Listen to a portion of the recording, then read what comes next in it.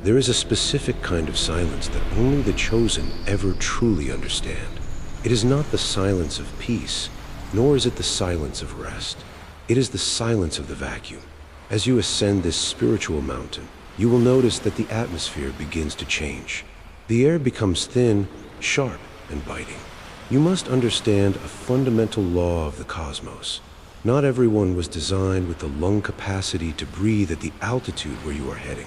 Your journey is not a stroll through a crowded valley. It is a vertical climb into the unknown. Many people started this journey with you. They cheered for you at the base of the mountain. They promised they would be there when you reached the summit. But as the incline grew steeper and the oxygen grew scarce, they began to gasp. They began to complain about the cold. Eventually, they stopped. They didn't leave you because they hated the destination.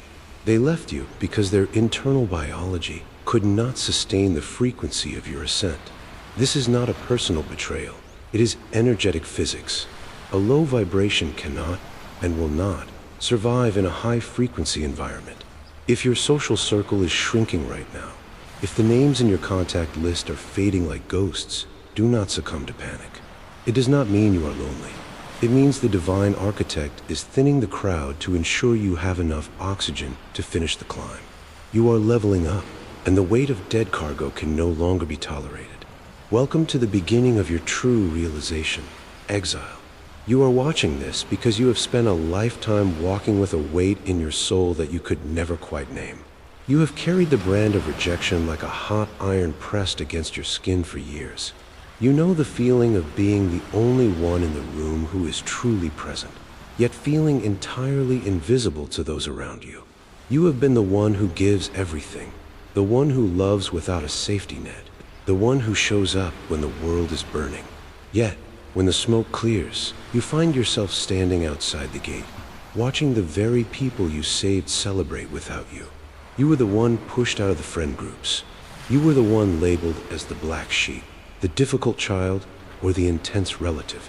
The people you trusted most, the ones you shared your deepest secrets with, the ones you called brothers and sisters, were the first to turn their swords against you when your back was turned. They didn't just leave. They tried to erase the memory of your contributions.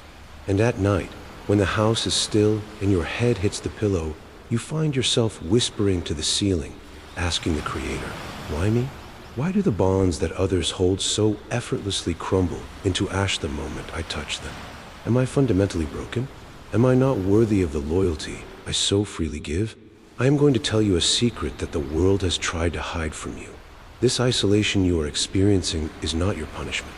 It is not a sign of your failure, and it is certainly not a reflection of your worth. This isolation is your divine preparation. In the ancient texts and the hidden histories of the Spirit, they call this the wilderness. There is a reason why every prophet, every king, and every world changer in history had to survive the desert before they were allowed to sit on the throne. The wilderness is the place where the ego dies and the spirit is forged. You thought those people were abandoning you, but the truth is far more powerful. Divine law intervened on your behalf. The Creator saw the massive, earth-shaking destiny that is written into your future. He saw the heavy, priceless anointing that He was about to place upon your shoulders. And He knew a hard, cold truth that you were too kind to see. The people currently around you could not go where you were going. Their character was too brittle. Their hearts were too envious. Their spirits were too small for the magnitude of your calling. If God had allowed them to stay, they would have eventually dismantled the very throne you were meant to occupy. If they had stayed, they would have poured their insecurities and their subtle poisons into your bloodline. They would have whispered doubt into your ear during your most vulnerable moments of growth. So, in an act of supreme mercy, God removed them. It was not an act of cruelty toward you. It was a surgical intervention. The great physician looked at your life and saw necrotic tissue that was beginning to rot your potential, and He cut it away before the infection could reach your heart. This is not a loss. It is a liberation. Today, we are going to look directly at that wild. We are going to stop mourning the trash that was taken out and start celebrating the space that has been cleared. You will soon realize that the very mark of rejection you feared is actually your royal seal. You are about to understand how the exploiters, the energy vampires, and the fake friends literally burn in the presence of your growing light. Their departure was the first sign of your victory. Are you ready to see the truth? Because the veil is lifting, and the exile is about to become the ruler. The era of your confusion is officially over. Let us step away from the mountaintop for a moment and look at the gritty reality of your daily life. You have likely noticed a phenomenon that defies logic. Have you ever walked into a room, perhaps a coffee shop, a corporate office, or even a grocery store, and felt the entire atmosphere shift the moment you crossed the threshold? You haven't said a word. You haven't made a scene. You are simply existing in your own space. Yet, you witness strangers displaying a sense of jagged, irrational anger toward you. You see a cashier who was smiling at the customer before you suddenly turn cold and dismissive when you step up. You feel the heavy, judgmental glares of co-workers who seem to find your very presence an affront to their comfort. For years, you have internalized this. You told yourself that you were socially awkward. You convinced yourself that perhaps you were fundamentally unlikable or that you carried some invisible flaw that repelled the world. You tried to shrink yourself, to quiet your voice, and to dim your personality just to make others feel at ease. But no matter how small you became, the hostility remained. I am here to tell you that this is not a personality clash. This is not a misunderstanding. This is a phenomenon known as spiritual repulsion. You must understand that you carry an anointing that acts as a spiritual lighthouse.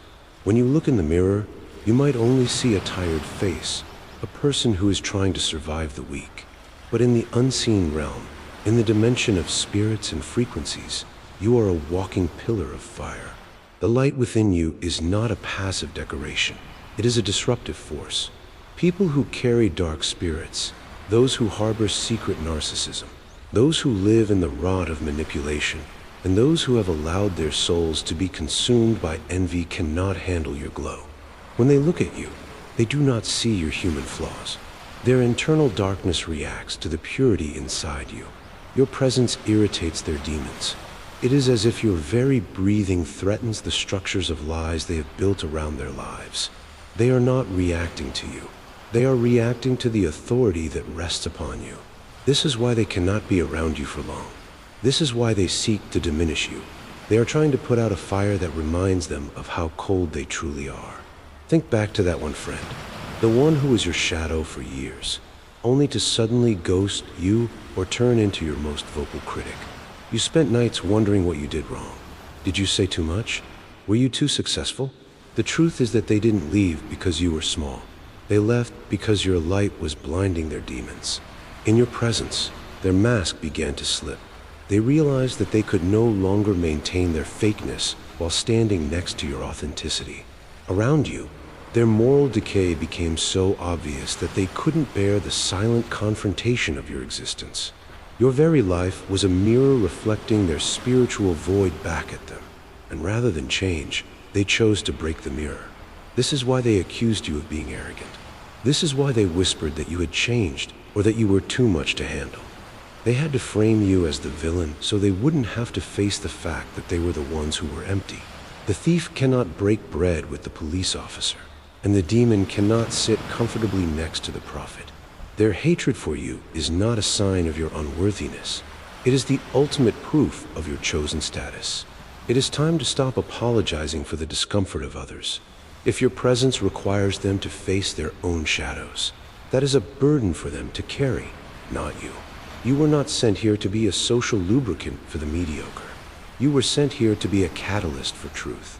From this moment forward, I want you to wear these rejections like medals on your chest.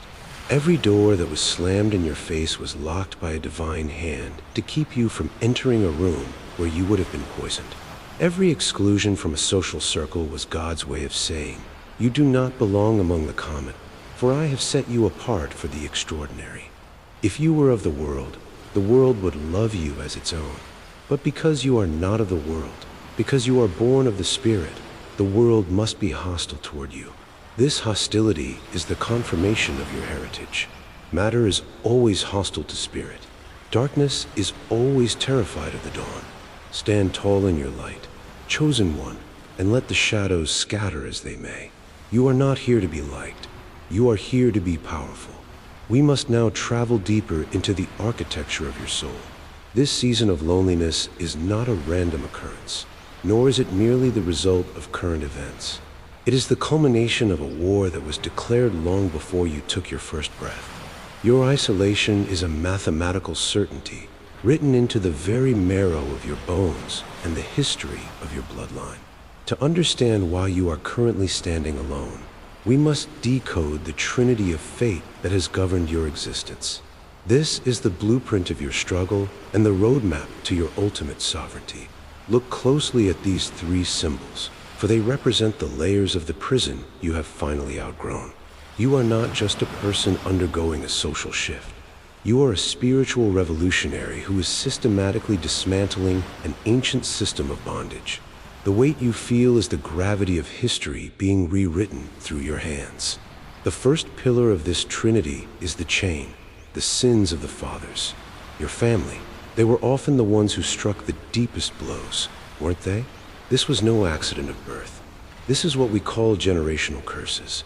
There is a specific trauma, a specific brokenness, a specific spiritual poverty that has been flowing through your lineage like a slow poison for centuries. In every generation, a soul is born who carries the potential to end the cycle. For decades, what your father could not fix, what your mother refused to face, and what your ancestors suppressed has been accumulating, waiting for a vessel strong enough to endure the heat of the forge. That vessel is you. You were chosen to be the chain breaker of your lineage. Your family attacked you, belittled you, and excluded you because you dared to be the mutation in the cycle of pain. They were accustomed to the swamp. They had learned to breathe the sulfur of dysfunction and call it home. When you stood up and said, "I will not live here, and I will not raise my children in this rot," you disrupted the tribal laws of mediocrity. You are Joseph in the pit, sold by your own brothers because they could not stand the brilliance of your dreams. Their rage is not directed at you, the individual. It is directed at the coat of many colors that you wear, which reminds them of the royalty they abandoned long ago. The second pillar is the knot, soul ties and trauma bonds. For years, you found yourself clinging to people who were fundamentally unworthy of your grace. You wondered why you were drawn to the broken, the exploitative, and the narcissistic. These were not random encounters. Darkness sent trapped people into your orbit specifically to act as anchors. Their job was to keep you from rising to the altitude where you would become dangerous to the kingdom of shadows. These narcissistic lovers and parasitic friends were agents assigned to drain your potential before it could reach critical mass. You loved them with a ferocity that was meant for God. You pitied them and told yourself, "I can save them, I can heal them, I can show them a better way." But you forgot the hierarchy of the Spirit.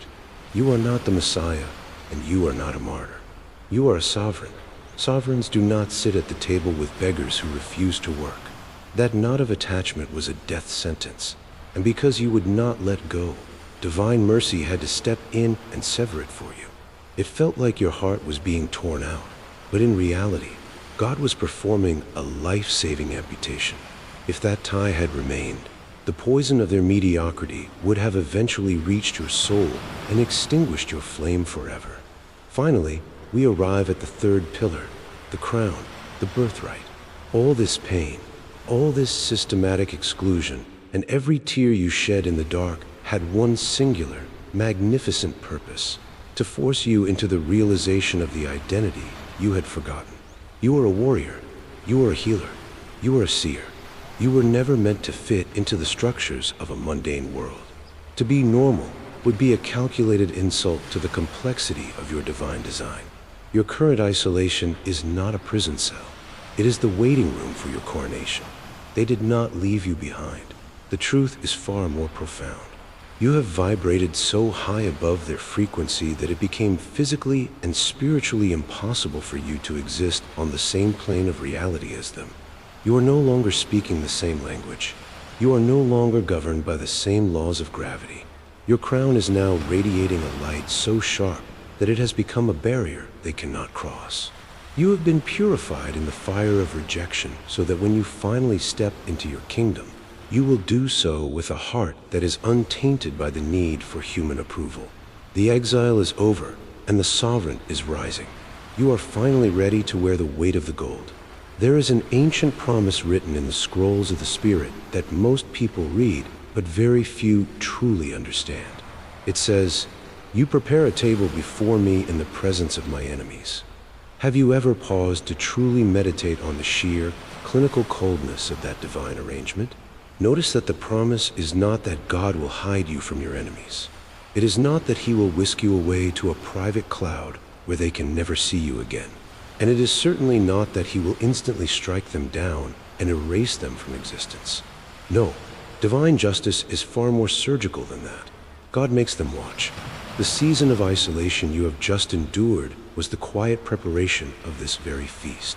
While you were crying in the wilderness, while you were wondering why your phone stopped ringing and why your name was being dragged through the mud of gossip, the great architect was setting the silver and pouring the wine. You were being prepared for the meal, and the meal was being prepared for you. But the most vital part of this ceremony is the audience. Your enemies must remain alive, and they must remain conscious, specifically so they can witness the magnitude of the glory they tried to prevent. You must understand a fundamental truth about your value. You do not need revenge. You do not need to draft long, angry emails. You do not need to win the breakup or post stage photos of your success just to prove a point. In the realm of the chosen, the greatest revenge is not a counterattack. The greatest revenge is your total, absolute absence. Do you know what is happening in the circles you left behind? They were addicted to feeding off your light. They were spiritual parasites who stayed relevant only because they were standing in the radiation of your anointing. You were their supply. You were the one who brought the ideas, the laughter, the emotional support, and the divine favor into their stagnant lives.